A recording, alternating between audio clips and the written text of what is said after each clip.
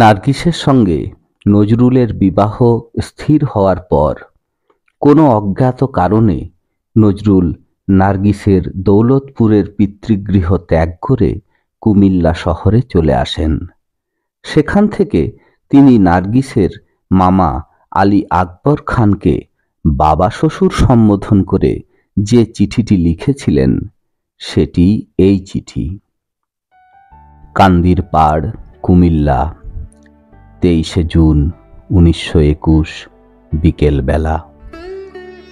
বাবা শ্বশুর, আপনাদের এই অসুর জামাই পশুর মতো ব্যবহার করে এসে যা কিছু কসুর করেছে তা ক্ষমা করো সকলে। অবশ্য যদি আমার ক্ষমা চাওয়ার অধিকার থাকে। এইটুকু মনে রাখবেন, আমার অন্তর দেবতা নেহায়েত অসহ্য না হয়ে পড়লে আমি কখনো কাউকে ব্যথা দিই না। যদিও ঘা খেয়ে খেয়ে আমার হৃদয়টাতে ঘাটা বুজে গেছে, তবু সেটার অন্তরতম প্রদেশটা এখনো শিরীষ ফুলের পরাগের মতোই কোমল আছে।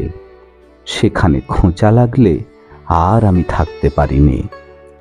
তাছাড়া আমিও আপনাদের 5 জনের মতো মানুষ। আমার গন্ডারের চামড়া নয়, কেবল সহ্য গুণটা কিছু বেশি। আমার মান অপমান সম্বন্ধে কাণ্ডজ্ঞান ছিল না বা কেয়ার করিনি বলে আমি কখনো এত বড় অপমান সহ্য করিনি যাতে আমার ম্যানলিনেসে বা পৌরুষে গিয়ে বাজে, যাতে আমাকে কেউ কাপুরুষহীন ভাবতে পারে। আমি সাধ করে পথের ভিখারি সেজেছি বলে লোকের পদাঘাত সইবার মতন ক্ষুদ্র আত্মা অমানুষ হয়ে যায়নি। আপনজনের কাছ হতে পাওয়া অপ্রত্যাশিত এত হীন ঘৃণা, অবহেলা আমার বুক ভেঙে দিয়েছে। বাবা, আমি মানুষের উপর বিশ্বাস হারিয়ে ফেলেছি। দোয়া করবেন আমার এই ভুল যেন দুদিনেই ভেঙে যায়, এ অভিমান যেন চোখের জলে ভেসে যায়।